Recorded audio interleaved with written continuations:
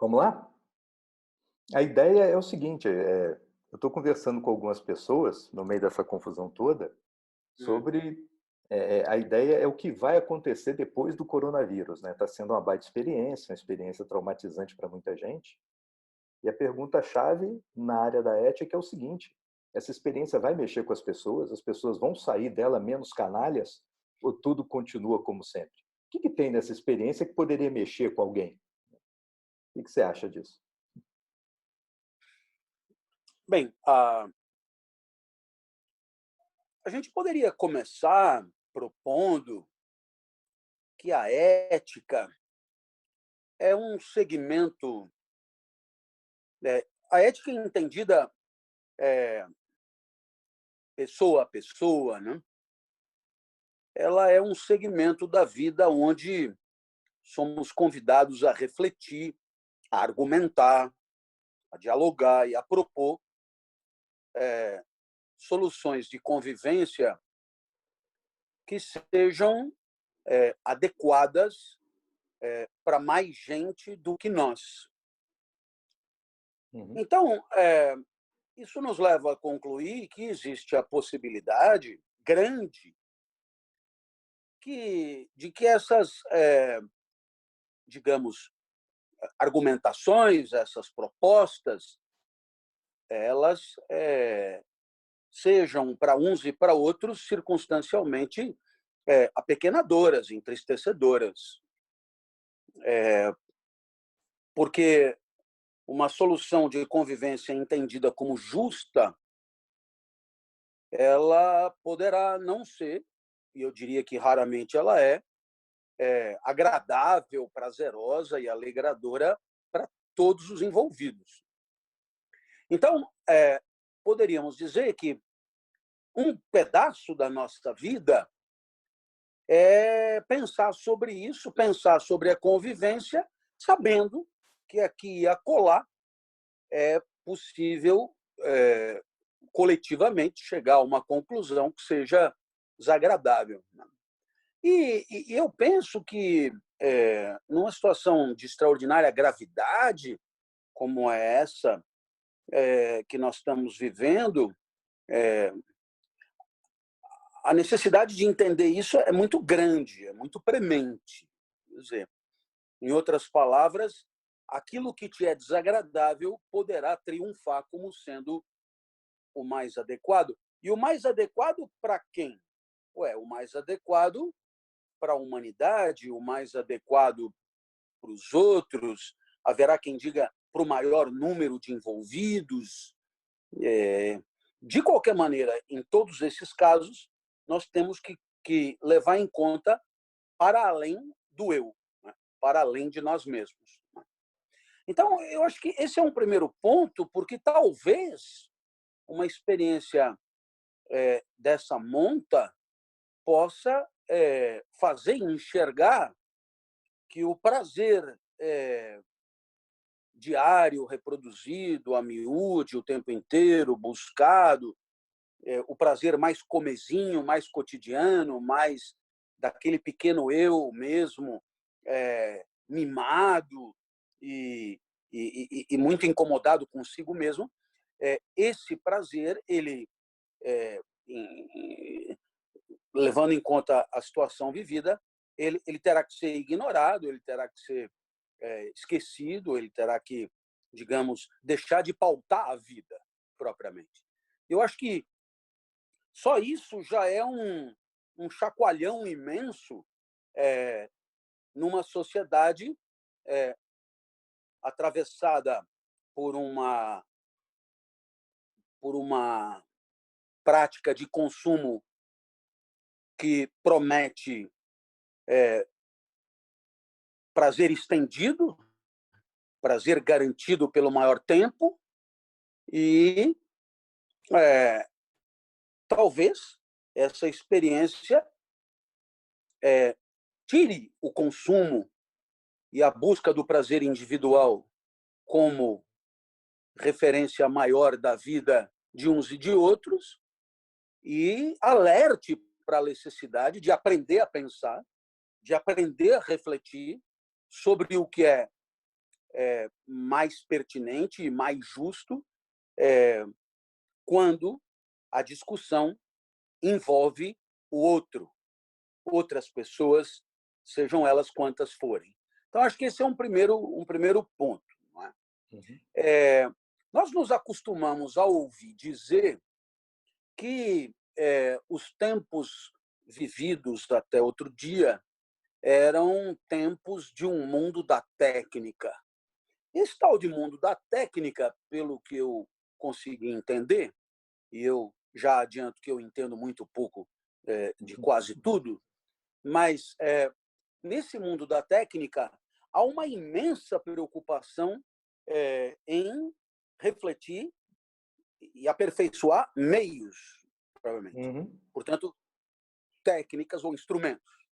Mas, ao mesmo tempo, há uma certa incompetência e um certo despreparo para a reflexão sobre os fins a que esses meios devem levar. Então, no final das contas, se você entrar hoje numa reunião corporativa, empresarial, é possível que estejamos ali todos discutindo como fazer para aumentar os lucros, aumentar a fatia de mercado, aumentar, digamos, o faturamento, aumentar blá, blá, blá. E, evidentemente, que se você levantar a mão e perguntar, e daí? Né? Isso vai me levar a quê, propriamente? Qual é o degrau de cima disso? Né? Talvez alguém diga, olha, se a empresa tiver economicamente sólida, os seus colaboradores terão os seus salários assegurados e, com os seus salários assegurados, terão condições materiais de, de sobrevida, etc. E talvez isso baste para muita gente. Mas para você, Júlio, e para quem nos ouve, sabemos muito bem que não estamos vivos para sobreviver. E aqui valeria a pena lembrar disso. Ninguém vai dizer para você, olha, eu estou me esforçando para não morrer ainda hoje. Né? Eu estou me esforçando para, quem sabe, viver amanhã. Eu estou me esforçando para... Não, a gente espera da vida um tiquinho mais. Talvez seja de uma ingenuidade tal essa esperança, mas nós a conservamos. Eu não estou agora com 55 anos, tenho aí, vamos arrancar, vamos dizer, para mais 15, sendo super otimista, né? Para mais 15. O que você espera desses 15 anos? Aguentar os 15 anos. Pô, é pouco, eu dirá, é pouco. E que mais? Sei lá, talvez você diga, bom, nesses 15 anos, quem sabe eu consiga viver em paz. Eu consiga viver em harmonia com os meus concidadãos, eu consiga viver em harmonia na minha família, eu consiga ter condições materiais para me alimentar convenientemente, para além da sobrevida, eu consiga ter algum tipo de prazer intelectual, eu consiga aprender coisas que eu não sei, eu consiga ler romances que eu não li, eu consiga assistir filmes que eu não assisti. Para você ver, só aí já foi um caminhão de coisa além de sobreviver.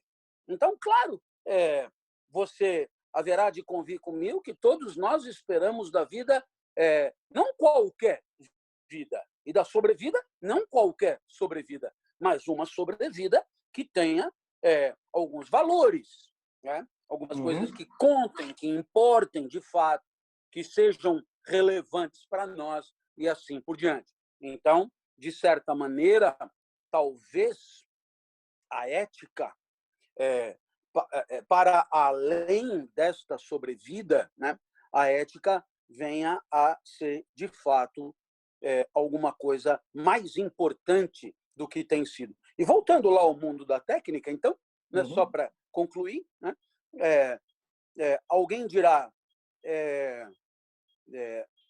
e aí que a empresa lucrou, né?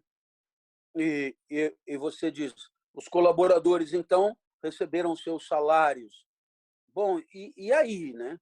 E aí você diz, bom, aí então você tem que fazer um salto e passar assim para dizer alguma coisa do tipo: se você recebe regularmente os seus salários, você terá uma vida melhor e você poderá eventualmente ser mais feliz, etc.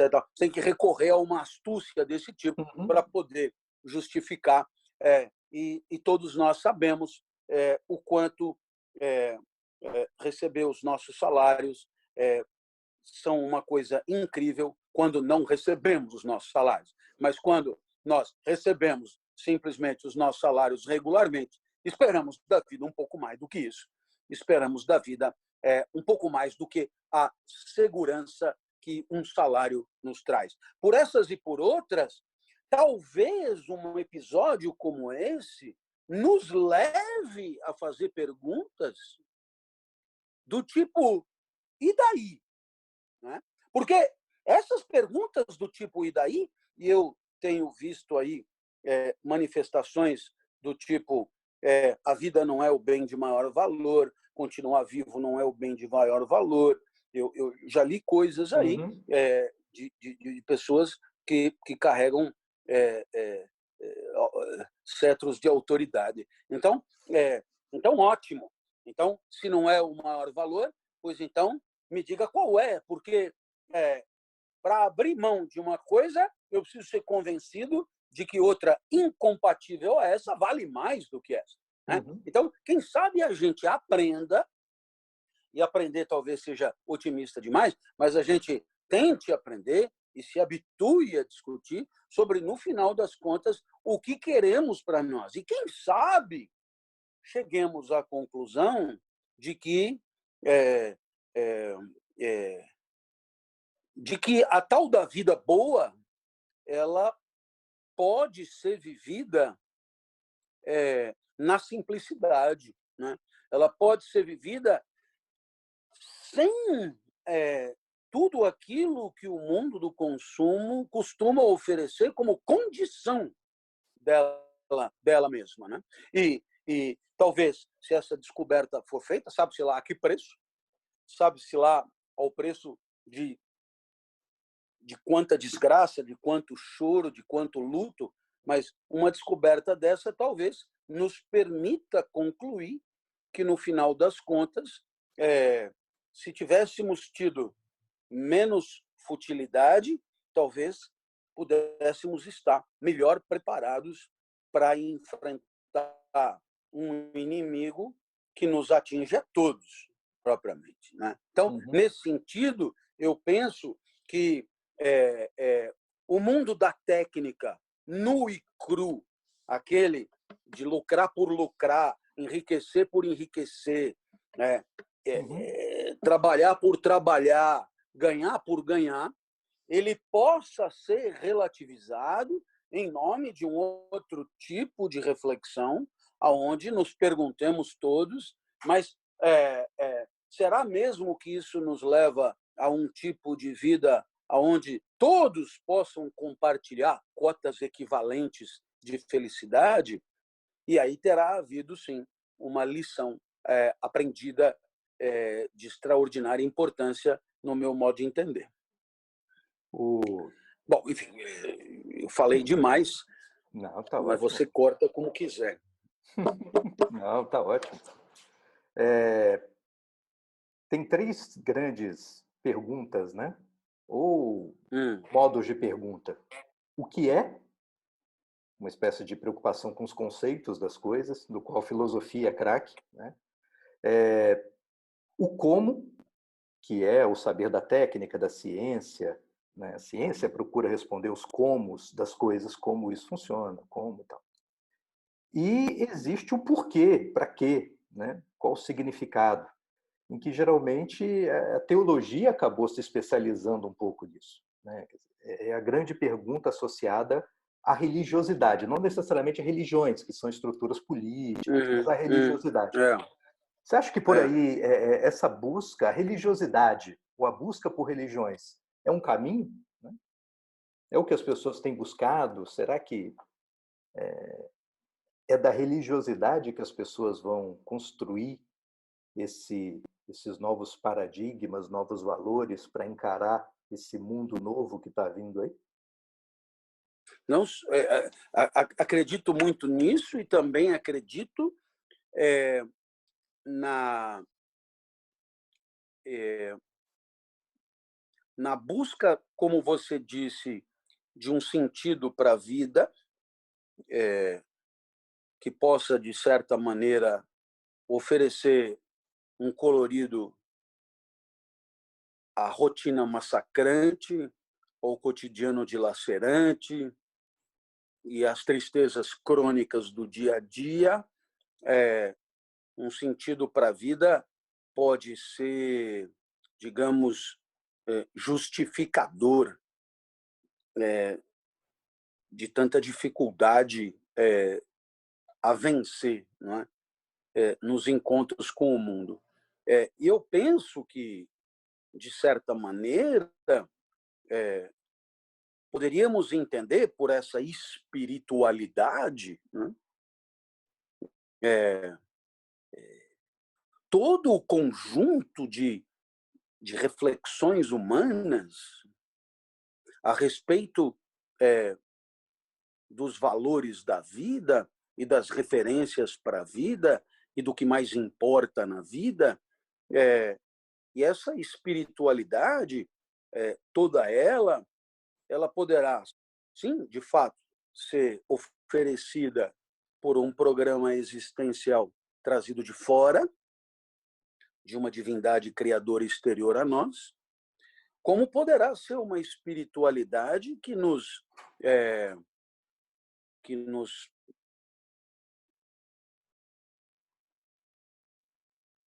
leve a discernir sobre a vida de dentro dela, né? Uhum. Na imanência da vida, como diríamos, ou seja, uma espécie de reflexão sobre a navegação em pleno remo, em pleno barco, em plena jornada, né? Uma reflexão sobre o que nos acontece em pleno acontecimento. Uma reflexão sobre coronavírus em pleno coronavírus. Uma reflexão que fazemos no calor das experiências da vida por nós mesmos que somos viventes, propriamente. Então, nesse sentido, naturalmente, para os que têm fé na existência de um mundo do mais além, num mundo exterior, num mundo que nos transcende e entidades que por nós decidem sobre os grandes valores do viver, pois me ombreio a eles e os parabenizo. Para os que não têm essa fé, resta uma salvação de segunda mão, uma salvação essa que fazemos nós mesmos, né? Uma salvação que estará, digamos, ao sabor das ocorrências da vida. E aí, eu acho que nessa espiritualidade você poderá encontrar, eu diria, muitas soluções de trabalho sobre si mesmo, de reflexão sobre si mesmo, aonde uma inteligência a serviço da avaliação das próprias emoções, da avaliação dos próprios afetos, das relações com o mundo, da maneira como o mundo nos alegra e nos entristece, poderá, sim, ser muito contributiva de uma vida melhor, né? Então, o que eu está me ouvindo? Está tudo certo? Estou ouvindo. Estou aqui. Então, nesse sentido, é nesse sentido que você encontra uma solução do tipo eterno retorno, por exemplo. Quer dizer, eu não preciso de alguém de fora para me dizer o seguinte: nos infinitos instantes de vida vivida, viva de tal maneira a desejar a eternidade daquele instante vivido, né? Viva de tal maneira que ele não vire passado, viva de tal maneira que... porque a eternidade nada mais é do que um presente que não vira passado e não uma espécie de situação que não acaba nunca mais, porque ela seria super entediante e eu diria que muito pouco paradisíaca, seria absolutamente infernal imaginar que uma coisa não termina nunca e depois que você já está com o saco cheio de experienciá-la, você só pode concluir que é melhor ir aguentando, porque ela não vai acabar nunca mais. Não, a eternidade é um instante que não vira passado e, de certa maneira, a possibilidade de viver instantes assim, que, a grosso modo, você lamenta que tenham virado passado, que você experiencia a imediatidade do presente de maneira plena, sem que haja escapismos nem para a vida já vivida, tampouco da vida por viver. Está aí uma espécie de solução na imanência que dá a esse instante o seu devido valor.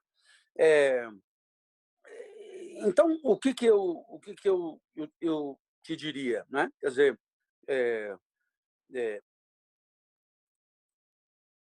a ética, no final das contas, acaba sendo uma tentativa permanente de todos que queiram levantar a mão para definir as condições de convivência mais justas e os limites da ação de cada um para que essas condições sejam respeitadas. Então, evidentemente que isso exigiria de todos nós um tipo de aprendizado para a vida com o outro que começasse muito antes da disciplina na faculdade, né? Quer dizer, é evidente que a ética é um problema que deve inquietar a vida do homem muito antes do homem entrar na faculdade, porque ela não é um problema estritamente profissional. Ela pode resvalar na vida profissional, porque ela resvala em tudo.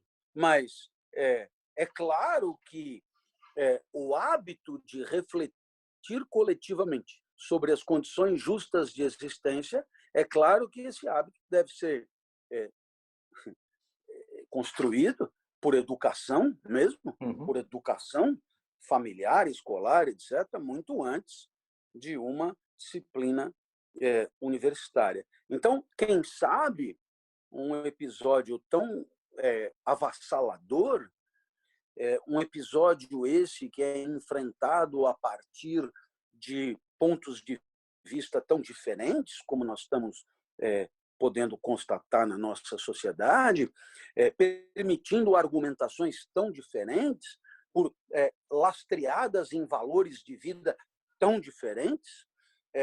Quem sabe uma situação dessa em que não está valendo só a eleição de um governante, mas está valendo centenas ou milhares de vidas, quem sabe aí consigamos abrir os olhos para a necessidade de nos habituarmos a este tipo de conhecimento, que é complexo por natureza, porque justamente põe frente a frente, põe lado a lado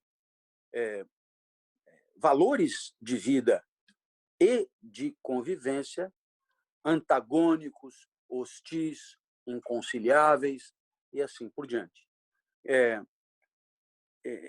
Talvez muito do que se fala hoje do ódio no mundo e da intolerância no mundo tenha a ver com esse despreparo para a complexidade de um pensamento como um todo e a complexidade da ética como um tipo particular de pensamento em específico. Beleza. Poxa, obrigado. Valeu. Mas, enfim, alguma coisa que eu disse pode remotamente servir para alguma coisa? Ou o objetivo era preencher a aula toda? Porque se o objetivo é preencher, Eu, olha...